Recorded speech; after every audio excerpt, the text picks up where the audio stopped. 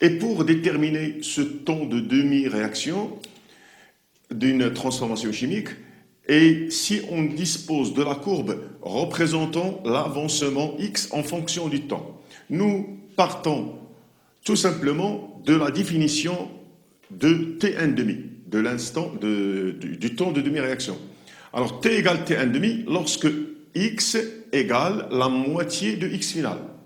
Donc sur la courbe X en fonction du temps, je dois déterminer d'abord X final, c'est l'avancement correspondant à l'état final de la réaction, ça veut dire lorsque X devient constant, et ce X final, je le divise par 2, j'obtiens X final sur 2, et à cette ordonnée correspond l'abscisse T1 demi.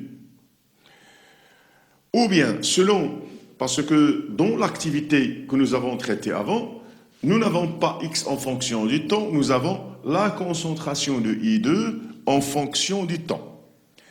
Alors, dans ce cas, nous devons adapter notre définition, la même définition, avec cette courbe.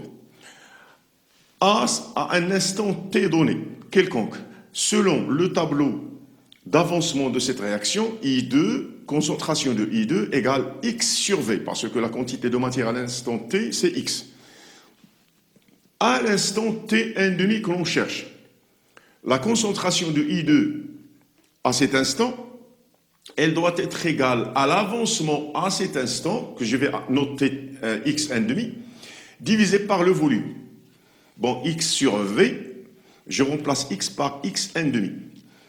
Or, qu'est-ce que c'est que X1 demi? Puisque c'est l'avancement au temps de demi à l'instant T ou bien à l'instant T1 demi, donc X1 demi, elle doit être égale à X final sur 2. Donc cette concentration 1 demi doit être égale à, je remplace X1 demi par X final sur 2, j'obtiens X final sur 2V. Or, X final sur V, c'est la concentration de I2 finale. La concentration de I2 à l'état final de la transformation. D'où la concentration de I2 1 demi, ça veut dire au temps T 1 demi, égale la concentration finale de I2 divisé par 2. Donc, sur la courbe, ici, concentration de I2 devient constante. Ça veut dire que c'est l'état, cette partie représente l'état final de la transformation. Donc, voici la concentration de I2 finale. Je divise cette concentration par 2. Donc, j'obtiens à peu près ce point. Alors là, cette ordonnée, l'abscisse qui lui correspond, c'est tout simplement T1 demi. Revenons ensuite sur la question 6 de notre activité, la détermination du temps T1 demi graphiquement. Donc, je prends la courbe concentration de I2 en fonction du temps. Le temps T1 demi correspond à l'instant où la concentration de I2 atteint sa valeur finale sur 2, bien la moitié de sa valeur finale. Alors, numériquement, cette quantité, concentration de I2 finale sur 2, est égale à 25 millimoles par litre. Nous avons trouvé avant que la concentration finale, c'est 25 millimoles par litre, c'est 50 millimoles par litre, ou bien 5, 10 puissance moins 2 moles par litre. Alors 25 correspond à l'abscisse T1 demi. Donc T1 demi donne approximativement 21,5 minutes. Ensuite, pour la question suivante, la question numéro 7 de notre activité, la réaction 1 étudiée est totale mais lente. Indiquez comment peut-on augmenter la vitesse de cette réaction chimique. Alors pour augmenter la vitesse, on doit augmenter la concentration de l'un ou bien des deux réactifs. C'est la première méthode. La deuxième façon de faire, c'est d'augmenter la température du milieu réactionnel. Et pour comprendre quelle liaison y a-t-il entre le temps de demi-réaction d'une transformation chimique et la manière dont évolue cette réaction chimique. Observons ce système de courbes, x en fonction du temps. Ce sont trois courbes obtenues pour trois transformations qui diffèrent seulement par la température du milieu réactionnel. Ce sont des transformations qui se passent dans des milieux de même d'abord, nature de réactifs, de même concentration, même volume, même quantité de matière. Seule la température du milieu diffère d'une transformation à l'autre. Alors, d'abord, ces trois transformations vont avoir le même état final, ça veut dire le même avancement XF, le même avancement à l'état final. Mais puisqu'ils diffèrent, elles diffèrent par la température du milieu, et sachant que la température du milieu, c'est un facteur cinétique, alors la transformation qui se fait à haute température sera la plus rapide. C'est pour cela que, observez par exemple 60 degrés, vous avez ici 60 degrés, 40 degrés, 20 degrés. Donc celle qui se fait à 60 degrés va atteindre plus rapidement l'état final. Encore moins pour 40 degrés, elle est moins rapide, ça veut dire qu'il va atteindre le même état final seulement avec un temps plus long. L'autre, à 20 degrés Celsius, elle va atteindre le même état final, mais elle est très très lente par rapport aux deux autres. Donc, si je cherche à déterminer le temps Tn², le temps de demi-réaction pour ces transformations, vous avez ici pour les trois x finales la même valeur pour x finale sur 2, mais observez qu'est-ce qu'on obtient pour Tn². Pour la plus rapide, j'obtiens, voici Tn². Pour celle qui est de vitesse moyenne, Tn². L'autre, la plus lente, vous voyez, Tn². Ça veut dire que je peux conclure que plus la réaction est rapide, plus le temps Tn² est faible. Donc, la connaissance de Tn², du temps de demi-réaction d'une transformation chimique, permet d'avoir une idée sur la vitesse moyenne d'évolution de cette transformation chimique. Et par conséquent, cela va permettre la détermination de la manière avec laquelle on doit procéder, la manière expérimentale pour réaliser le suivi de cette transformation. Car si par exemple Tn² est trop faible, cela veut dire que la réaction est trop rapide. Donc on ne peut pas réaliser le suivi de cette transformation, le suivi dans le temps temporel, par titrage. Car le titrage, cette opération elle-même, elle nécessite un temps, elle nécessite une certaine durée. On ne peut pas aussi suivre l'évolution de cette transformation par pH-métrie, ça veut dire en mesurant le pH à des instants consécutifs.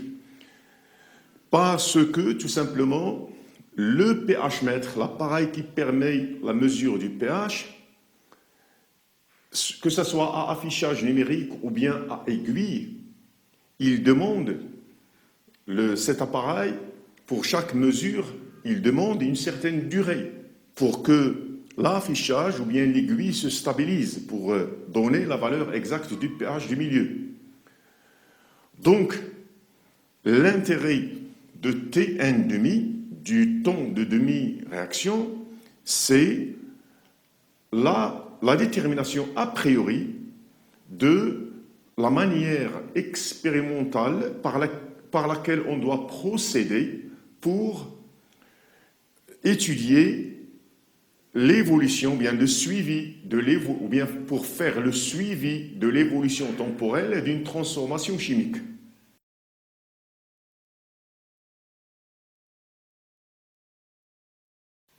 Nous allons ensuite essayer de donner une interprétation microscopique des facteurs cinétiques. D'abord, nous devons rappeler que la vitesse d'une transformation chimique dépend de certains paramètres qu'on appelle facteurs cinétiques. Ce sont la concentration des réactifs et la température. Plus l'un de ces facteurs, ou bien les deux, plus il augmente, plus la vitesse augmente. Alors nous allons essayer de chercher une relation entre ces facteurs cinétiques et ce qui se passe à l'échelle microscopique du mélange réactionnel.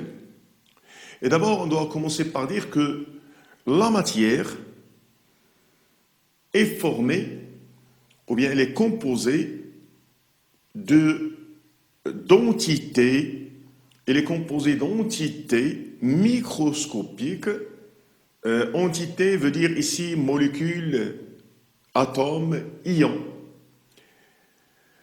Ces entités sont en mouvement permanent. Ils sont agités d'une manière permanente à cause de la température. Et ce phénomène, on l'appelle l'agitation thermique. Quel que soit l'état du corps solide, quel que soit l'état physique, solide, liquide ou bien gaz, les particules sont animées d'un mouvement qu'on appelle agitation thermique à cause de la température du milieu. Donc, les particules ou bien les entités, ces entités microscopiques sont en mouvement et elles peuvent entrer en choc entre elles et ces chocs peuvent produire une réaction chimique ou non. Ça veut dire qu'il y a des chocs qu'on appelle efficaces lorsque deux entités entrent en choc et donnent une nouvelle entité. Ça s'appelle un choc efficace. Ça veut dire qu'après ce choc, il y a réaction chimique. On obtient un nouveau produit. Par contre, s'il y a choc entre ces entités chimiques, ces entités microscopiques, sans qu'il y ait production d'une nouvelle entité, dans ce cas, nous disons que le choc, il est inefficace. Ça veut dire qu'il ne produit pas de nouvelles entités. Alors, la réaction chimique résulte de chocs efficaces entre les entités des réactifs. Lorsque le choc est efficace, il y a réaction. Le choc, il est dit, alors la condition pour qu'un choc soit efficace, alors le choc, il est dit efficace si l'énergie des entités est suffisante pour produire une réaction chimique. Ça veut dire qu'il faut que les entités chimiques qui s'entrechoquent doivent avoir une énergie cinétique microscopique relativement forte pour que le choc donne une nouvelle entité. J'ai essayé de schématiser les chocs efficaces et inefficaces de cette façon. J'ai ici, par exemple, deux entités, elles peuvent être soit différentes, soit les mêmes, qui vont entrer en choc. Voici la zone de choc en rouge, zone de choc. Dans ce cas, après le choc, elles ont donné de nouvelles entités. Dans ce cas, il s'est passé une réaction chimique et le choc, il est dit efficace. Sinon, il y a choc, mais on obtient toujours les mêmes entités. Il n'y a pas production de nouvelles entités, donc c'est un choc inefficace. Alors la vitesse, alors quelle est la relation entre ceci et la vitesse d'une transformation? La vitesse d'une transformation dépend de la fréquence des chocs efficaces. Ça veut dire, dans une durée donnée, plus il y a de chocs efficaces, plus il y a de nouvelles entités, donc plus la réaction est rapide. Alors, plus cette fréquence est élevée, la fréquence, ça veut dire le nombre de chocs efficaces par unité de temps, plus la transformation est rapide. Et quelle est la relation entre ceci et la concentration? Ça veut dire le premier facteur cinétique, la concentration des réactifs. Alors, lorsque les réactifs sont concentrés, la probabilité des rencontres est plus importante et la vitesse de réaction augmente.